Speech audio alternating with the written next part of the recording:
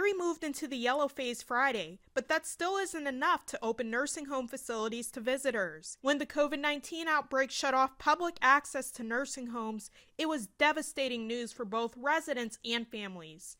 Some fear their loved ones are suffering from loneliness and isolation.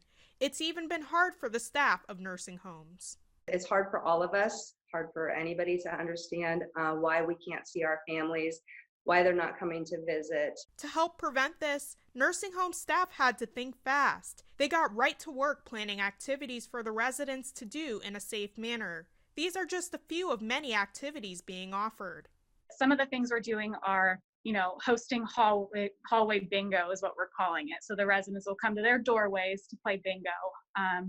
We have snack carts that are going around, so things like an ice cream cart or popcorn. We also have instituted a newsletter that goes out to the residents 6 days a week to help with time and date orientation, engaging in different activities that are helping to stimulate the memory.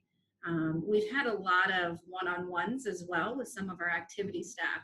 We have one resident sit at each table. One activity that they really like is Yahtzee. So we just make sure that they each have their own dice and their own cup, and then we just disinfect everything afterwards.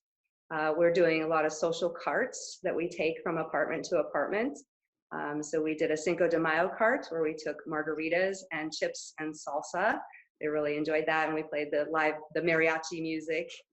And then we have an ice cream truck that I had someone make for me, and we play ice cream music as we walk the halls and we hand out ice cream to them. They really like that too. Senior centers still connect residents and families as well. Technology is a major tool that staff and residents rely on to make this possible. Whether we are using Zoom, like we are for this interview, or Skype, FaceTime, we've also set up an email account for our residents so that families can email in.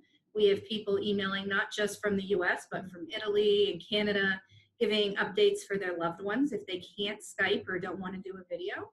We're hosting FaceTime and Skype calls with families to help keep them connected. We are doing Skype phone calls as well as FaceTime and Zoom calls. Westlake Woods also uses their Facebook page to showcase the activities they've done with residents. One of the favorite things that we've been doing is book reading.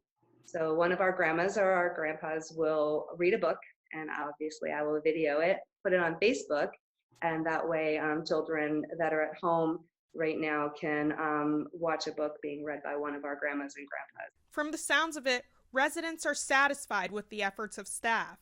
I think they enjoy the variety. Everybody's different and everyone's unique, and they like having different activities to choose from. And that's what we're trying to gear towards. It's been very engaging for them. Why it's very different not having your loved one there to hug and hold.